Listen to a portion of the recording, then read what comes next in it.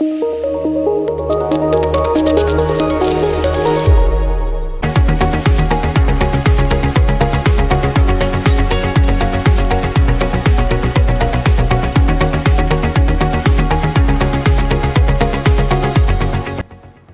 seja muito bem-vindo a mais uma edição do RPI Views.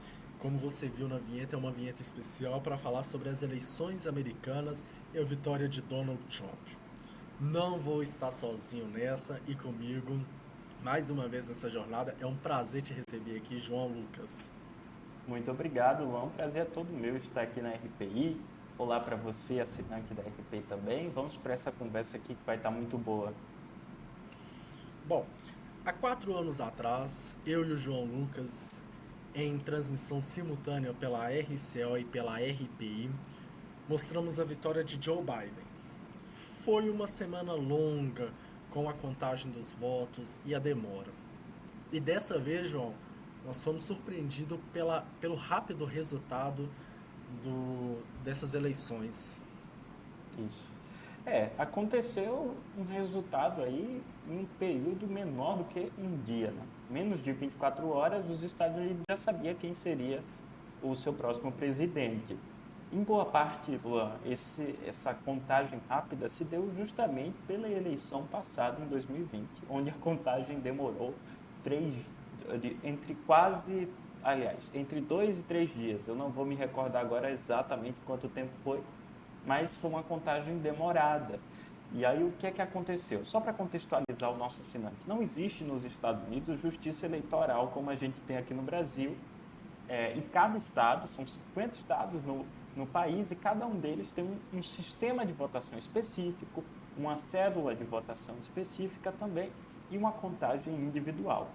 Esses 50 estados depois dizem o resultado, certo? Tanto que a gente está conversando aqui, não existe oficialização desse resultado, só vai acontecer próximo ao final deste mês de novembro. Quem diz quem ganhou, na verdade, é a imprensa, Luan. É até engraçado isso. O principal veículo de comunicação que dá essa informação é um dos mais antigos do mundo, a Associated Press. Ele faz uma contagem geral, uma estimativa de quem foi eleito. Então, não é um dado consolidado, é diferente do Brasil. Só que os estados fizeram uma mobilização, Luan, nessa eleição, muito maior para poder apurar esses votos de forma mais rápida.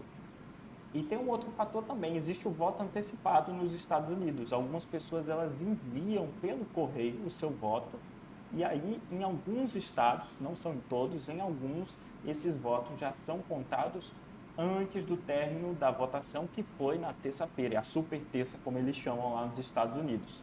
Então, assim, foi uma série de fatores que fez com que essa contagem fosse mais rápida do que foi na eleição passada, e aí a gente soube que o Donald Trump será o próximo presidente dos Estados Unidos. Exatamente. E enquanto o João estava falando, você está vendo no nosso GC especial que Donald Trump alcançou 295 delegados e Kamala Harris 226. Nós estamos seguindo a fonte pela Associated Press, porque tivemos também vários veículos de comunicação norte-americanos que faziam a sua projeção. Então, a Fox deu a projeção num horário, a CNN também, a CBS. Então, assim, foram horários que as próprias emissoras fizeram as projeções. E nisso, João, é importante contextualizar o nosso assinante que estávamos com uma programação já pré-estabelecida para fazer ao vivo, porque não imaginávamos que o resultado sairia Seria tão tão rápido rápido? assim. Porque na última vez Pois é, fizemos no sábado à tarde, né? Então, isso. Então, assim, e nós não estávamos preparados para essa rapidez. É diferente da eleição brasileira, como a gente fez a apuração, você acompanhou aqui na RPI e também no canal da RCO, que a gente fez ali, se preparou e fez. Não, a gente achou que ia demorar um pouco mais. Fomos vencidos aí por esse inconveniente para a gente, mas muito conveniente para os norte-americanos, que amanheceram com a notícia de quem seria o seu próximo presidente. devo confessar que eu tirei sarro do voto do papelzinho, mas saiu até rápido. Pois é, A mas questão. Luan, uma coisa, nem todos os estados votam no papelzinho, viu? Tem estado que tem urna eletrônica Tem estado onde a pessoa vota na urna, imprime o papel e bota numa urna física, né? Então, assim, cada estado é uma coisa completamente diferente. É até difícil da gente imaginar isso. Exatamente. Vamos falar sobre a vitória do Donald Trump, João? Vamos lá. Foi uma situação que os democratas não estavam esperando, né? Mas o que a gente pode colocar na balança? Será que foi a má gestão de Joe Biden que pode ter feito isso e atrapalhado Kamala Harris? Ou será que foi aquela tentativa de assassinato que fez ele projetar e alavancar nas pesquisas? Na sua percepção, o que levou os norte-americanos a votar em Trump e não na Kamala Harris? É sempre uma pergunta muito difícil atrás da outra aqui na RPI, porque a gente dizer uma coisa dessa não tem como ter certeza, né?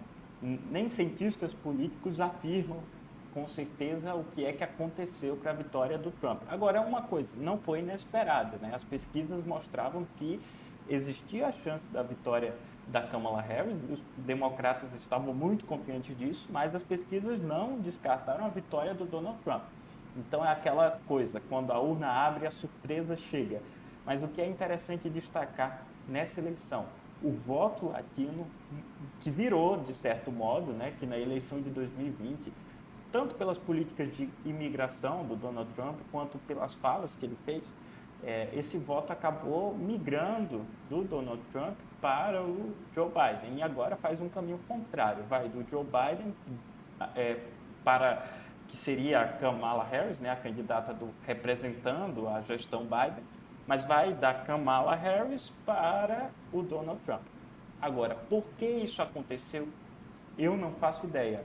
Ainda precisamos ver com calma o que é que aconteceu para o voto latino migrar tanto para o Donald Trump, visto que as propostas dele para a imigração são ainda mais duras nessa campanha do que foram nas campanhas de 2020 e de 2016, quando ele foi eleito a primeira vez.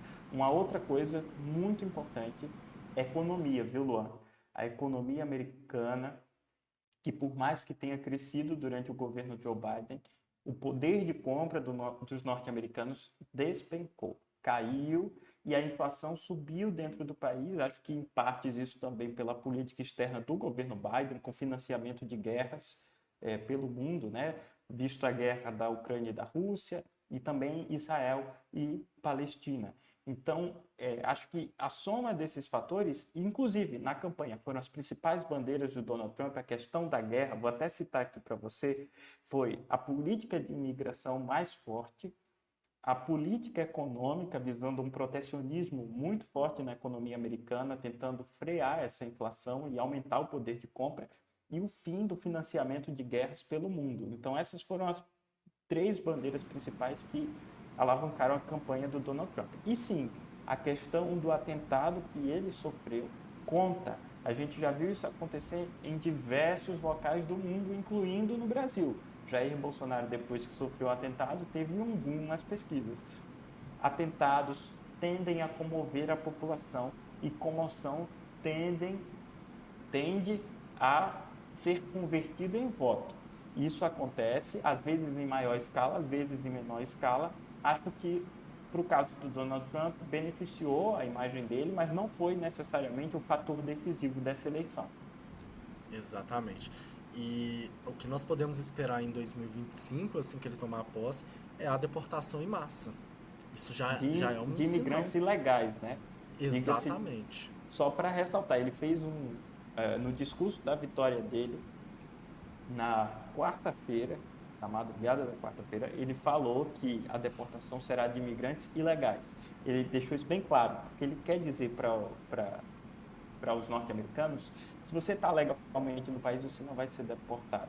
Agora, aquela questão da imigração ilegal que acontece pelo México, essa sim é o foco dele, tá? Isso aí ele mudou um pouco, suavizou um pouco o discurso. Exatamente, eu só quero fazer uma pequena correção.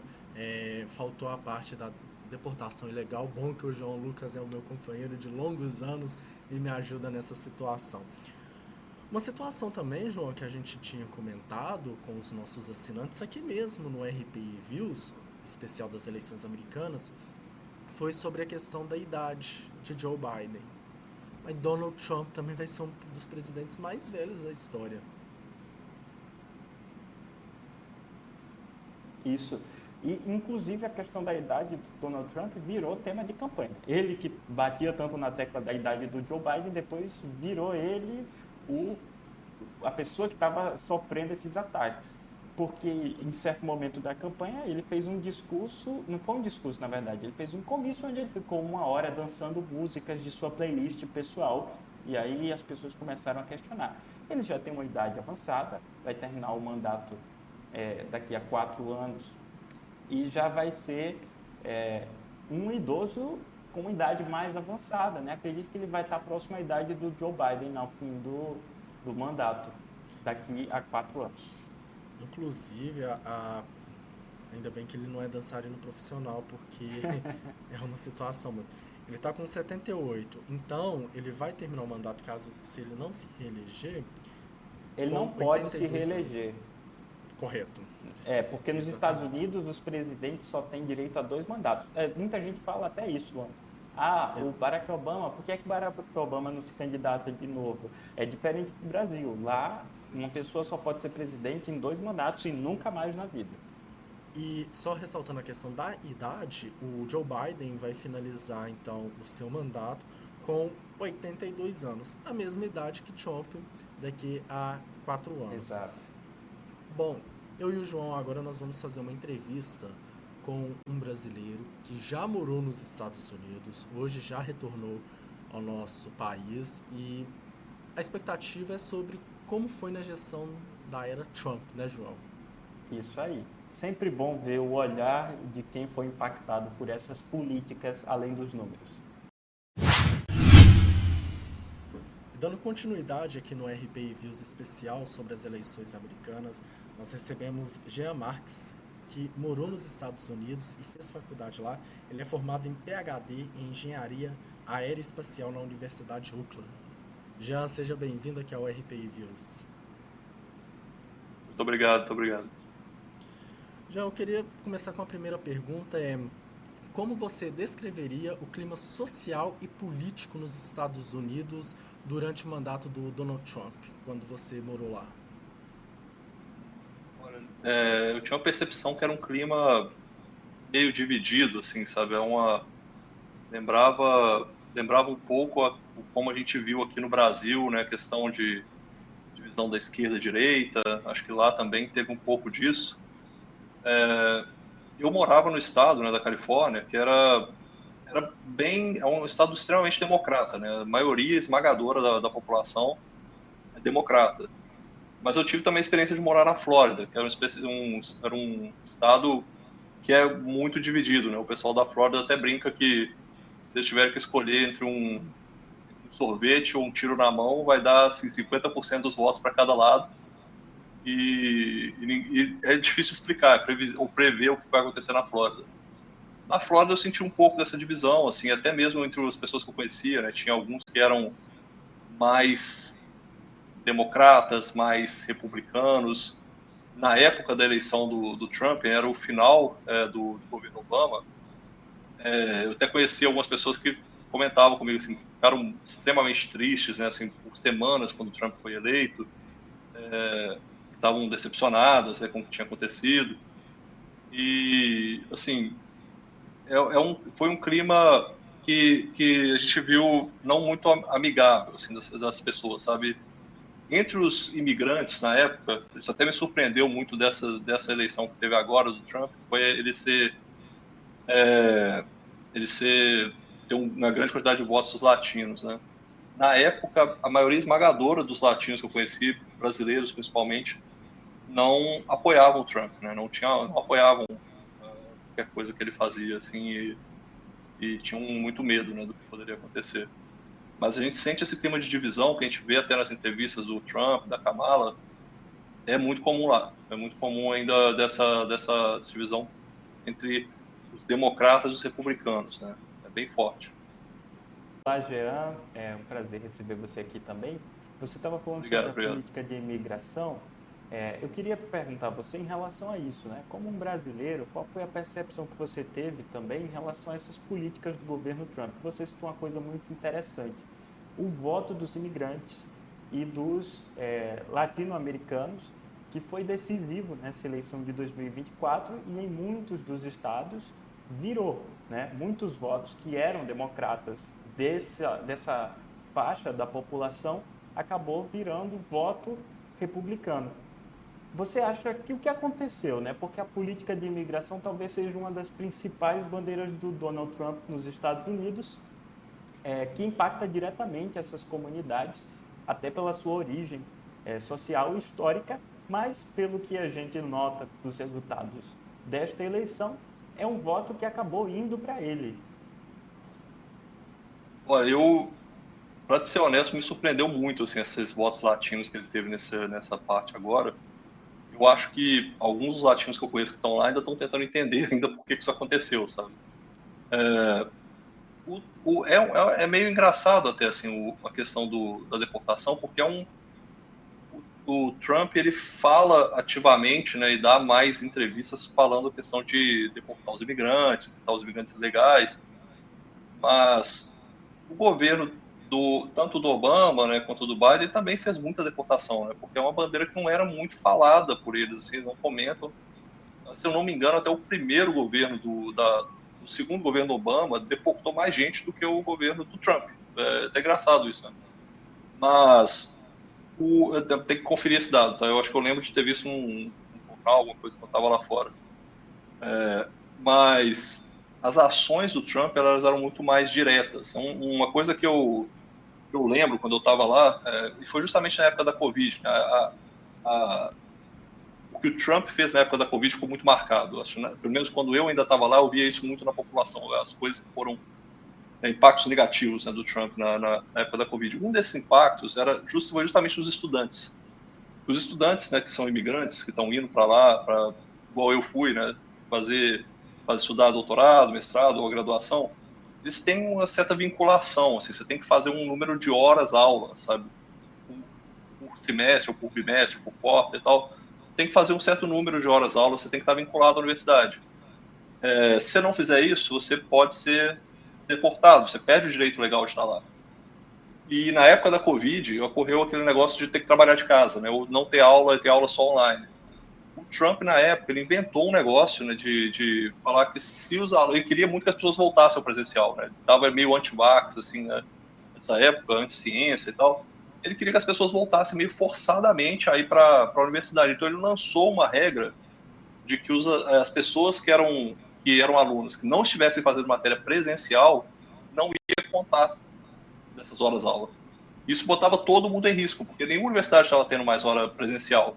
Se os alunos não podiam fazer aula presencial, eles iam ser deportados, todos, incluindo eu estava lá na época. Né? Então foi uma ação muito efetiva que ele fez e que feriu muito todo mundo que era aluno de pós-graduação, que a maioria esmagadora dos alunos de pós-graduação dos Estados Unidos é de imigrantes, principalmente da China, da Índia, né? Fornecem muitos alunos para lá. Quando o Trump saiu com essa proposta, e quase passou, né? Ela atacou muito a gente ficou inseguro, assim, a gente ficou com a sensação de que qualquer hora ia ser deportado, porque não tinha como você fazer nada presencial, e ele forçava, por aquela medida dele, as pessoas a voltarem ao presencial.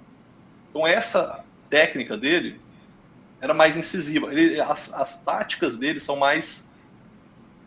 um pouco mais até midiáticas. A dele não foi para frente, nesse caso não foi para frente porque as universidades todas entraram com processos legais, falando que não ia fazer. A própria universidade que eu estava inventou na época uma disciplina que chamava de estudos diretos, que não significava nada, mas era como se você tivesse que ir à universidade uma vez por quarter, né? Quarter são dois semestres, uma vez por quarter você tinha que ir na universidade, e ninguém ia também, mas contava como se fosse uma matéria presencial. E aí, para engambelar, para ninguém precisar ir na faculdade e poder poder manter o direito legal de estar nos Estados Unidos. Mas tiveram que fazer isso, sabe? Vários departamentos fizeram isso, fizeram coisas assim para tentar passar por fora. E essas coisas do Trump, por elas serem mais midiáticas mesmo, aparecer na mídia, o pessoal discutir, virar assunto, elas entram mais no imaginário da população também. Porque o pessoal que está lá que é americano, né, o que é cidadão americano, eles começam a tratar mal quem é imigrante. Então, assim, uma amiga minha que era de ascendência mexicana, mas ela mesmo era americana nascida lá, cidadã americana, ela contava assim, que ela chegava num estacionamento uma vez, uma mulher gritou com ela, mandou ela volta para sua casa, assim, porque essas coisas entram na cabeça das pessoas, se fosse um direito, né, de estar lá. E foi muito estranho, assim, você vê assim, todas essas coisas acontecendo, e os latinos sentem muito isso. Você vê que com isso ainda voltou, né, com latinos votando pro Trump de novo, assim. Uma das explicações que as pessoas falam para esse aumento do voto no Trump é um pouco da falta de união da comunidade latina lá fora, sabe? Se você pega a comunidade chinesa, a comunidade indiana, um indiano que vai para os Estados Unidos, ele chega lá, ele vai se entrosar com a comunidade gigantesca que eles têm. Um chinês chega lá, se entrosa com a comunidade gigantesca que eles têm, todos se apoiam muito, mas o latino tem essa característica de não se apoiar tanto. Os brasileiros que eu conheci lá fora não tinham muito costume, né, de ajudar quem era... Os brasileiros que estavam lá há muito tempo tinham pouco costume de ajudar uns aos outros. Você vê muito mais rixa, briga entre eles do que qualquer outra coisa. E acho que o latino, muitos desses latinos que acabaram se naturalizando lá, pegam um pouco dessa carga de assim, a gente passou, vamos ficar aqui, fecha a porta, não quero mais nenhum latino aqui, entendeu? E tentam se afastar disso. Era muito comum ver os latinos lá com poucos amigos latinos, sabe? Eles não gostavam de estar entre eles. Só aqueles que já trabalham mesmo ali na construção civil, essas coisas que eles têm uma base familiar, eles estavam perto da família deles, mas criar redes de amigos de latinos era muito comum. Os indianos já têm muito esse costume, rede de amigos deles é toda indiano. Chinês também, outras nacionalidades também, os europeus são muito unidos de várias formas. Os latinos eram muito pouco, então é sempre muito mais difícil, né, você criar uma rede de apoio, como se não quisessem se unir. Como se eu resolvi o meu problema, já sou nacionalizado, você que não resolveu, você que se lasca para lá e o meu está resolvido, sabe? Eu acho que esse pensamento, que era muito comum da comunidade latina, se refletiu um pouco nessa eleição, sabe? Eu já estou aqui, já sou legal, quem é ilegal que se lasque para lá e não estou interessado. E, Jean, quando você foi estudar aí nos Estados Unidos, você foi em qual ano? Eu fui no ano de 2018, no mês de 2018. Sim. Na época, já era o primeiro mandato do Trump, né? E o Biden foi eleito em 2020. E para você, quais que foram os maiores desafios como brasileiro durante a gestão do Donald Trump? Esse que eu citei, dessa questão da imigração, que ele plantou aquela lei, né, de tirar as horas tirar as horas aula, né, de quem estava fazendo matéria presencial. Esse foi um impacto muito, muito forte, assim, que eu via na época. Para os brasileiros, eu acho que a gente sente um pouco como os latinos sentem, né? O brasileiro lá fora tem um pouco de dificuldade de se reconhecer como latino, mas ele é visto como latino, né? Entra nessa faixa toda. E a gente via muita gente tendo mais dificuldade, às vezes, de conseguir arrumar o green card, né, o emprego, ficar um pouco mais de confiança para essas coisas. Eu acho que foi um reflexo muito das políticas do Trump, essas políticas mais midiáticas dele, afastaram um pouco as possibilidades de conseguir um green card. Uma das propostas, né, do Trump nessa eleição, um dos temas que ele levantou bastante foi a questão econômica dos Estados Unidos. A gente sabe que os Estados Unidos vêm sofrendo há um certo tempo com problemas na economia interna e ele tem uma visão bem protecionista, incluindo a valorização do mercado interno e a taxação de produtos importados. Eu queria saber de você que vivenciou esse período nos Estados Unidos durante o governo Trump, a percepção que você teve em relação a esse quesito da economia e como os americanos avaliaram isso, porque a grande parte dos cientistas políticos afirmam que boa parte dessa vitória do Trump em 2024 se deve ao fator econômico, por mais que o país tenha crescido no seu PIB, mas a população não foi diretamente impactada por essa subida na economia. Eu acho que isso aí tem muito... Pela minha percepção de estar lá, eu posso falar da época do Trump e da época do Biden também, né? Eu vivi uma parte lá da época do Biden. A época do Trump, ele tentou mesmo fazer essa coisa de protecionismo, né? O Trump tem muito, acho que assim, a relação que as pessoas têm com o Trump para votar nele é muito aquela coisa do sonho americano, de querer ter uma vida assim, é uma vida meio baseada em consumo, né? Mas é uma realidade que eles vivem, assim, que é muito característica dos americanos em geral, dos norte-americanos, dos estadunidenses, assim, eles têm essa característica desse sonho que é o sonho americano.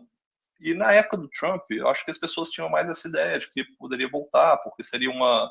Ele estava realmente tentando proteger a indústria, né, tentando fazer algumas indústrias de base voltar. Algumas não voltaram, né, ele tentou proteger e não voltou. Mas na época que foi do Biden, eu acho que isso tem um ponto que é importante, que pode pegar na eleição, pode ter pegado na eleição, é que realmente as pessoas começaram a ver inflação nos Estados Unidos. E lá isso é uma coisa muito incomum. Assim, realmente você não percebe a inflação. Na época que eu cheguei lá, você via os preços, você conseguia, assim, com o salário, eu ganhava um salário na época, no começo do doutorado, um salário de aluno iniciando o doutorado, ele é bem baixo, né, um salário baixo. Mas você conseguia viver tranquilamente, você conseguia fazer as compras do mês, você conseguia até juntar dinheiro, eu consegui na época, né, morando lá onde eu estava, e assim, eu acho que você sentiu um pouco mais desse poder de compra. Na época do Biden, eu acho que principalmente os últimos 2, 3 anos aí, foi uma época que eu ainda estava lá, você via o preço das coisas aumentando um pouco, o mercado, sabe, um pouco da inflação. E aí isso compromete o poder de compra do cidadão americano e ele vai tentar, de alguma forma, né, sobreviver com o salário que ele tem ali, e para ele é muito ruim, ele ter que, sei lá, deixar de comprar o ingresso do Dodgers porque ele não vai ter dinheiro no final do mês para ir no jogo, sabe? Então ele já considera isso uma coisa ofensiva para ele. E os preços estavam aumentando. E começou a ter também um efeito que a gente começou a ver na Califórnia e em outros estados também, de às vezes faltar produto. Sabe aquela situação que eles ficam muito zoando? Cuba não tem, China falta diversidade. Aconteceu isso de fato nos Estados Unidos. Assim, você via. Teve uma época que eu lembro que foi muito engraçado, que era a crise do ovo, né? Não tinha ovo para você comprar. Assim, no mercado, no supermercado, não tinha ovo, tinha acabado, por causa de um problema que teve lá. E, assim, o reflexo do cidadão médio americano, pô, é culpa do Biden, é culpa da política, não tá acontecendo. Mas eram outros problemas também que aconteciam, né? E essa falta do ovo, mas teve outros alimentos que faltaram em outras épocas, né? E eu acho que isso meio que quebra. Sabe quando quebra aquele sonho americano? Você fala, pô, como é que você chegou nos Estados Unidos e você consegue comprar um ovo? Não tem, sabe? Eu acho que isso aí afetou muito eles. O que influenciou na parte econômica é porque o americano começou a perder um pouco esse poder de compra. E por causa do aumento da inflação e até mesmo você não encontrava, às vezes, o produto que você queria, né? Então, acho que isso afetou um pouco a cabeça deles e esse desejo de voltar para mais protecionismo, ficar mais alguém que estaria para defender a economia dos Estados Unidos à frente das outras, isso pode ter influenciado as pessoas a pensarem em votar no Donald Trump, com certeza. Jean, muito obrigado pela sua participação aqui no RPI Views. Foi Valeu, valeu. essencial porque uma pessoa que morou nos Estados Unidos durante a gestão do Trump pode trazer uma análise mais completa de como foi a situação, porque estava em loco na região. Beleza, beleza. E eu agradeço bastante, viu? Ok. Eu que agradeço o convite. Se precisarem, estamos aí. Bom, e agora nós vamos trazer uma análise da comparação do resultado dos votos deste ano de 2024 com o de 2020, via a Reuters e também a BBC. João, nós temos aí uma diferença grande, o nosso assinante está vendo aí na tela, que em Nevada, em 2020, Joe Biden foi eleito com 50,1%. Já agora, Donald Trump foi eleito com 77,2%. O que será que a população decidiu pelo Trump, né? É uma análise a se fazer também, né? Isso. Os estados pêndulos, na verdade, né, eles estavam muito divididos. As pesquisas, muita gente pode pensar, as pesquisas erraram. Não, elas acertaram, elas disseram que o cenário era incerto. Mas eu acho que os democratas não esperavam que fosse tão positivo para o Donald Trump quanto foi. E o que pode ter pesado nesse caso foi aquilo que a gente já comentou no nosso primeiro bloco, né? A questão da imigração, a política econômica, o financiamento das guerras. Então, é uma série de fatores. E o destaque também, Luan, é que nesse estado, por exemplo, que você citou, o Donald Trump ele venceu não nos grandes centros, não nas cidades mais populosas. Ele ganhou principalmente no interior. Então, a vitória do Donald Trump foi dada principalmente no interior desses estados pêndulos. Um voto que tende a ser um pouco mais conservador, de certo modo, mas que é diretamente impactado pelas políticas econômicas propostas por ele. Acho que um bom exemplo é o estado do Texas. Inclusive, os texanos dizem que existe um T no estado do Texas, que é o T de Trump, porque as zonas mais populosas do estado ficam nas regiões laterais e votam nos democratas.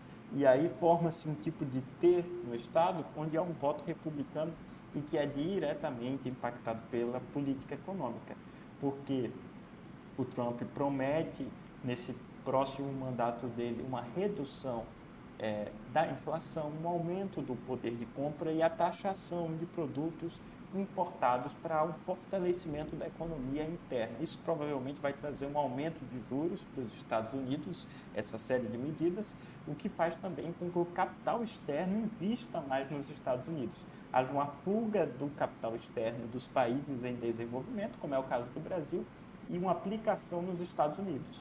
Então, essa é a relação que a gente tem que fazer. Juros altos nos Estados Unidos, mais investimento externo no país.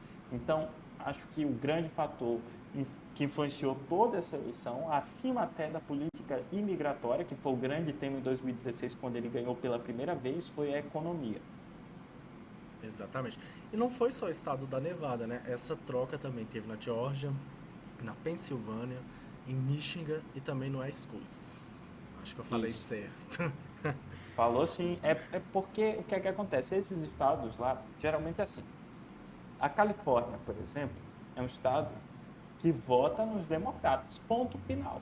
Não importa qual seja o candidato, vai votar no democrata e vai dar todos os seus delegados para o Partido Democrata. A mesma coisa acontece em outros estados, como, por exemplo, a Flórida, que vota nos republicanos. Na verdade, o Donald Trump que recuperou a Flórida, né? Porque ela tinha passado um tempo dando votos democratas. Se eu não me engano, isso aconteceu. Mas o que a gente pode entender é que o mapa dos Estados Unidos, com 50 estados, a grande parte deles são estados fechados. Eles votam sempre no mesmo partido. Só que existem alguns estados chamados estados pêndulos, ou estados decisivos, ou estados chaves, onde esse voto muda. Aqui no Brasil, a gente pode fazer uma comparação com Minas Gerais. A gente tende a dizer que quem ganha em Minas Gerais vence a eleição para a presidência do Brasil. Exatamente. Porque Minas é um estado volátil. Tem hora que ele vai votar num candidato de esquerda, tem hora que vai votar num candidato de direita. E geralmente quem ganha em Minas leva a eleição nacional. Por mais que São Paulo seja mais populosa, inclusive. Nós somos o terceiro colégio eleitoral importante do país. E em todos esses anos que eu tenho conhecimento, pelo menos da política, que eu dou uma estudada, sempre que Minas Gerais elegeu um presidente, ele ganhou. Isso é fato, é como você falou. Independente de São Paulo, Rio de Janeiro, Minas Gerais acaba que decide também a eleição. Citando 20 anos, o Lula ganhou em Minas no primeiro e no segundo mandato, a Dilma ganhou no primeiro e no segundo mandato, o Bolsonaro ganhou em Minas Gerais e o Lula ganhou em Minas Gerais na última eleição novamente. Então, é isso. E aí, quem leva esses estados-chave nos Estados Unidos, que aí você citou alguns, Wisconsin, Michigan, Nevada, Geórgia, Pensilvânia, são esses 5 nessa eleição, leva a eleição. E o Trump levou todos esses. Então, assim, ele alcançou muito mais do que se esperava no número de delegados. Exatamente. E como eu falei, nós estamos vendo aqui no nosso GC especial que Donald Trump alcançou 295 delegados. Lembrando que na data dessa gravação desse programa, a eleição ainda não está definida, então os números podem mudar. E, João, o que podemos esperar de Donald Trump durante 4 anos? Porque ele foi considerado louco, não que ele não seja, né? Mas quando teve o assunto da Coreia do Norte e Estados Unidos, Nunca ninguém no mundo imaginou Donald Trump com Kim Jong-un, o ditador da Coreia do Norte. É até engraçado, a gente imagina a imagem do Donald Trump como uma pessoa que tem um certo desequilíbrio. É uma visão global em relação à pessoa dele, a persona que ele coloca. Mas o governo dele teve uma tranquilidade no quesito externo impressionante. Não houve guerras, não houve conflitos durante o governo Trump. E ele se gaba disso, ele fala isso, eu sou o presidente da paz. E aí você lembrou um fato, né? Ele foi à Coreia do Norte, foi o único presidente americano a pisar na Coreia do Norte, né? Inclusive, nós estamos vendo imagens do Isso. Donald Trump com Kim Jong-un. E o que é interessante também em relação a essa questão da política é que ele propõe um fim das guerras. E aí o que é que acontece? O governo Biden jogou uma tonelada de dinheiro na Ucrânia nessa guerra que está acontecendo com a Rússia. Só que boa parte da população enxerga que os Estados Unidos não deveria enviar dinheiro para a Ucrânia e deveria sim manter esse dinheiro dentro do seu próprio país e favorecer suas próprias políticas internas. É isso que o Donald Trump prometeu.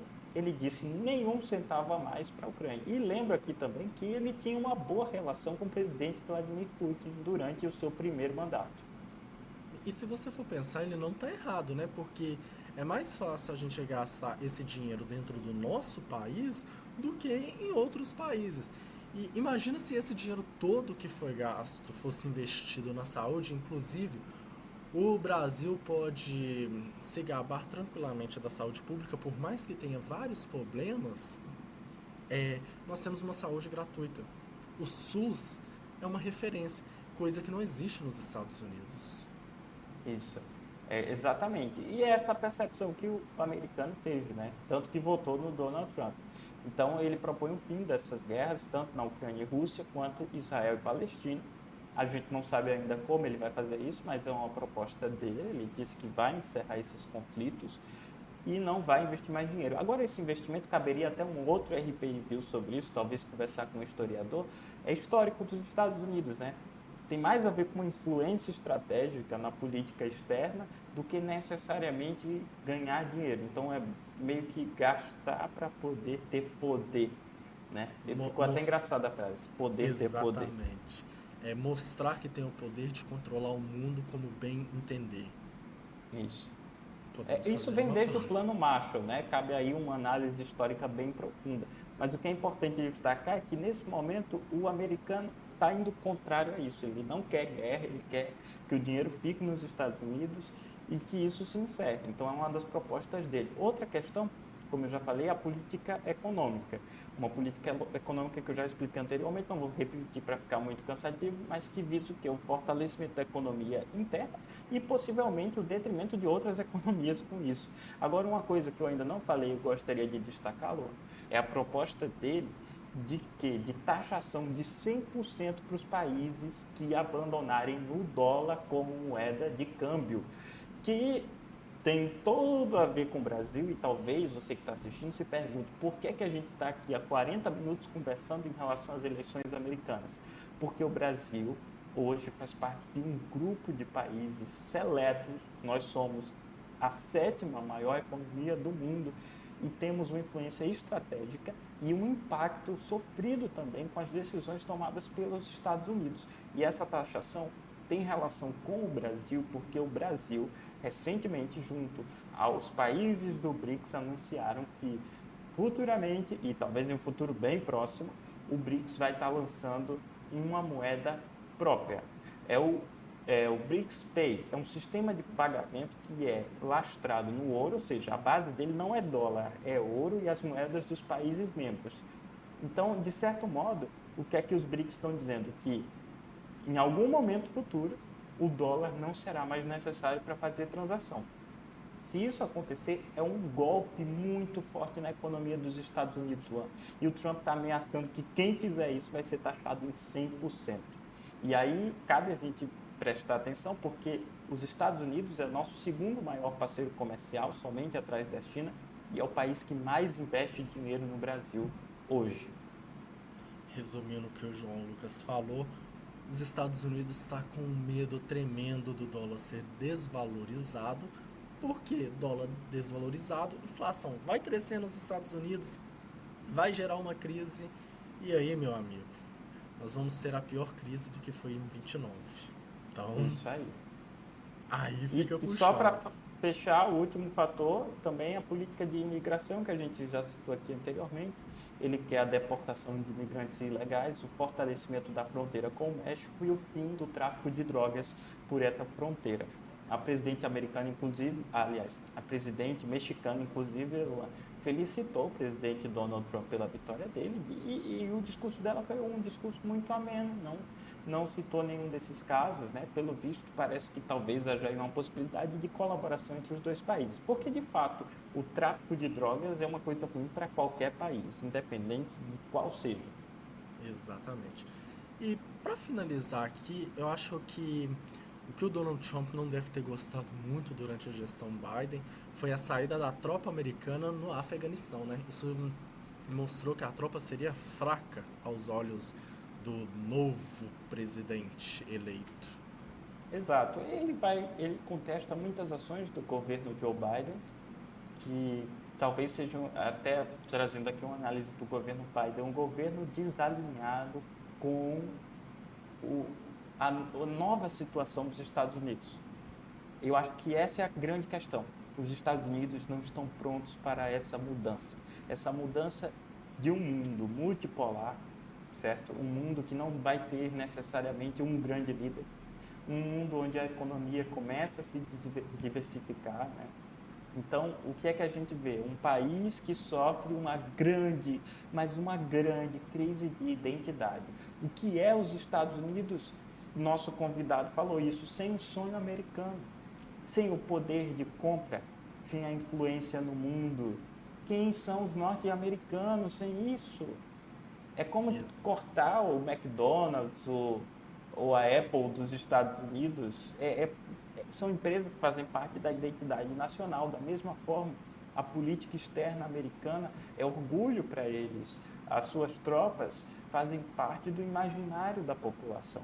Então, o que a gente vê nos Estados Unidos é um país em crise.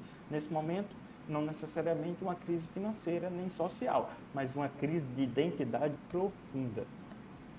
Os norte-americanos, acho que colocaram muita esperança no governo Joe Biden, achando que ele ia fazer uma ótima gestão igual o Barack Obama. E aí tiveram a surpresa. Cada gafe do Joe Biden que nós mostramos aqui, as confusões, chamar a Kamala de Trump, chamar Volodymyr Zelensky de Putin, qual que vai ser necessariamente? Será que esse é o líder que eu quero? Nós discutimos isso no RPI Views. Isso, falamos sobre isso quando ele desistiu lá no início. A gente conversou em relação a isso, inclusive ele não queria, você pode reassistir esse vídeo aqui no canal da RPI e acompanhar essa análise. Mas é isso, é o fim da carreira política do Joe Biden, certamente, mas eu acho que ele saiu por cima no final das contas, sabe? Tentaram trocar ele pela Kamala, acabou que não deu certo. Com certeza, se ele tivesse continuado, seria pior ainda o resultado. Mas no fim das contas, a situação saiu menos pior para o Joe Biden. Exatamente. Então ele saiu como um bom combatente do que ficar aí sem ter postura de líder. João Lucas, muito obrigado pela sua participação em mais uma edição do nosso RPI Views. Eu que agradeço, é um prazer imenso poder debater esses temas da atualidade dessa forma que só o RPI Views traz aqui para o assinante da RPI. E é isso, eu espero que a gente tenha aí boas notícias no futuro na economia do nosso país também e que as influências dos Estados Unidos sejam bem positivas para a gente. E boa sorte para eles lá também. Exatamente. Só lembrando que esse vídeo é longo porque o que reflete nos Estados Unidos reflete no Brasil, então nós temos que trazer análises. Esse é o nosso papel fundamental do jornalismo. Como você está vendo aqui na tela dividida, um jornalismo jovem. Muito obrigado. Você também que acompanhou pela RCO, muito obrigado. Se vemos em uma próxima edição. Tchau, tchau.